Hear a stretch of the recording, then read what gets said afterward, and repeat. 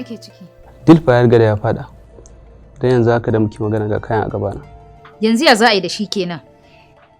Yanzu haka maganan tsaba ake ma magana haske ba.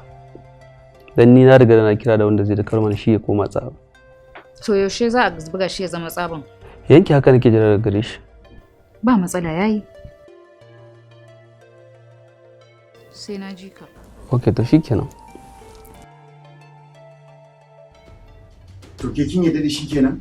Haba Diamond, saurin me kuke yi?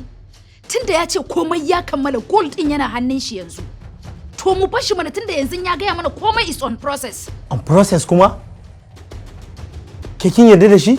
Mimi, this is exactly what he did last time. Ni fa ina tsoron kar ya sake ba mu matsala kamar yadda ya ba mu a baya. Ba na tunanin haka a kansa.